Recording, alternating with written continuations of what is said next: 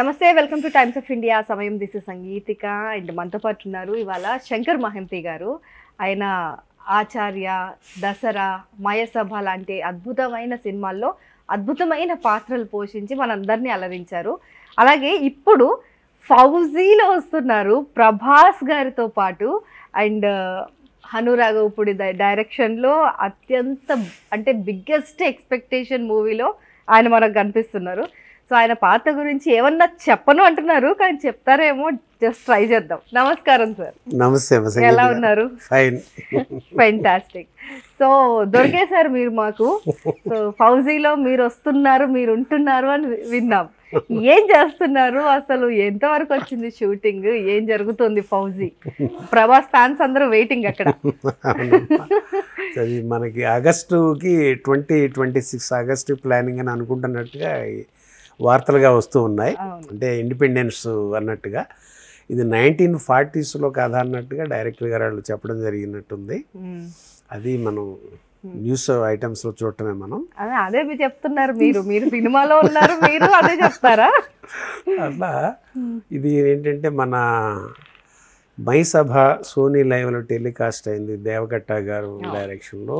అది సక్సెస్ మీట్కి హైదరాబాద్ 20వ తారీఖున పిలిచారు, ఆగస్టు 20న వచ్చానప్పుడు. 25న అనురాగపూడి గారు పిలిపించడం జరిగింది మిమ్మల్ని మైసభ చూసి.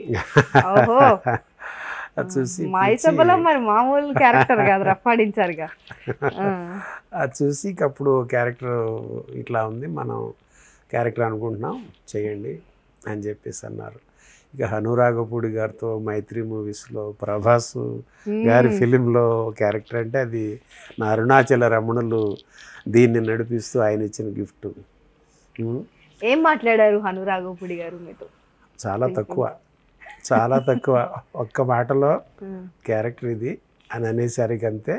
కావాల్సిన దాని ప్రకారంగా మీరు ఈ రోజు నుంచి ఆ జుట్టుని టచ్ చేయకండి, మీసం కానీ గడ్డం కానీ అన్నా వదిలేయండి, అప్పుడు మనం దాన్ని చూసి ఎలా చేద్దాం అన్నారు. మరి ఇవాళకి మనకి సుమారు 3 మాసాలు ఇప్పుడు షూట్కి పిలవడం రావడం జరిగింది. అది తెలుసుకొని మీరు నన్ను పెట్టేశారు ఇక్కడ.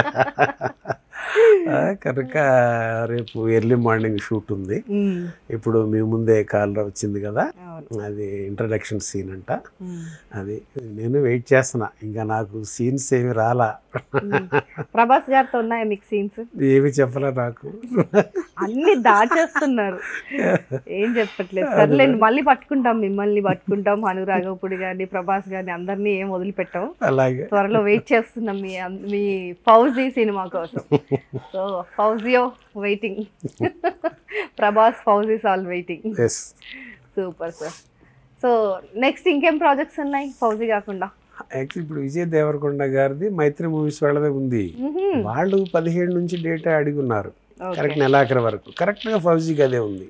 ఓకే, ఏం చేయాలి? ఇక అరుణాచల రమణుడు ఉన్నాడుగా, ఆయన చూసుకుంటాడు, నాకెందుకు.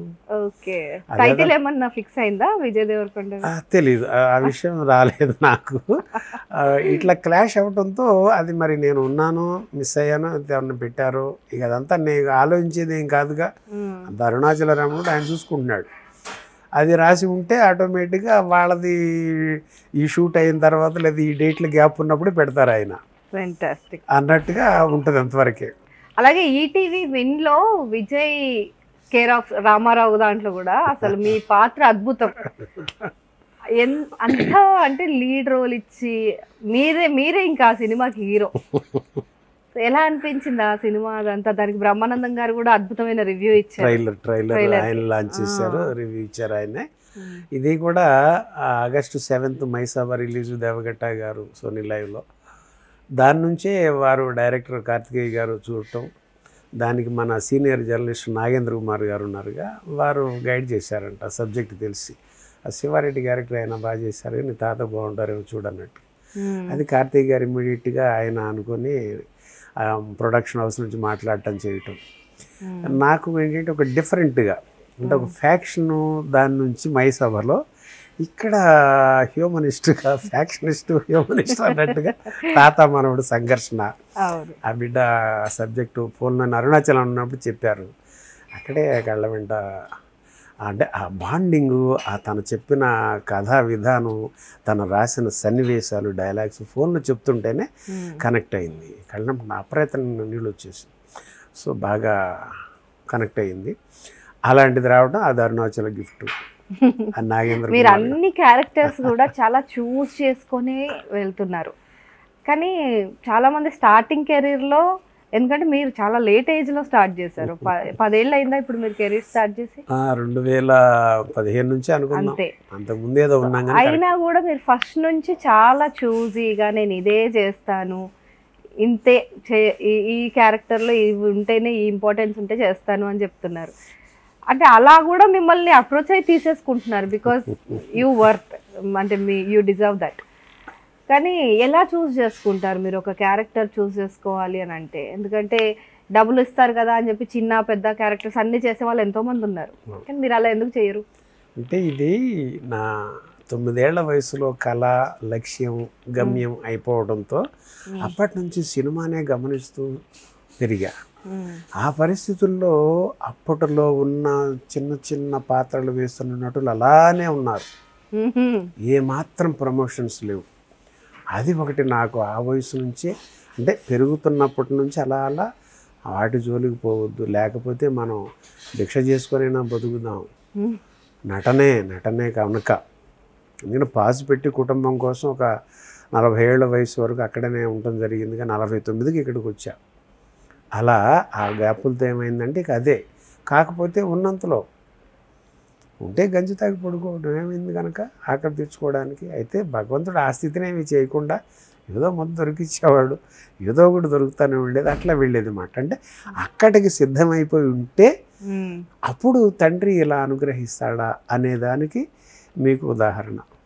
Fantastic, super sir, all the very best ఫౌజీకి. అండ్ విజయ్ దేవరకొండ మూవీ పేరు చెప్పలేదు బట్ దానికి కూడా. సో నెక్స్ట్ వచ్చే అన్ని సినిమాలు కూడా బ్లాక్ బస్టర్ అవ్వాలి. ఇలాగే మయసభలో అండ్ విజయ్ కేర్ ఆఫ్ రామారావులో ఎలా అయితే అద్భుతమైన నటన చూసామో అంతకు మించి ఇప్పుడు ఎక్స్పెక్ట్ చేస్తున్నాం, బికాస్ పెద్ద పెద్ద డైరెక్టర్లు. సో ఆచార్యలో, దసరాలో ఆల్రెడీ చూసాం, బట్ స్టిల్ ఇంకా వెయిట్ చేస్తాం, ఎలా ఉంటుందో చూస్తాం. Thank you so much. Thank you Arunachala, thank you so much అమ్మ. ఇలా సమయం వీక్షకులందరికీ కూడా నా కృతజ్ఞతలు తెలియజేసుకున్న అరుణాచల భగవాన్ రమణ మహర్షినే నమః.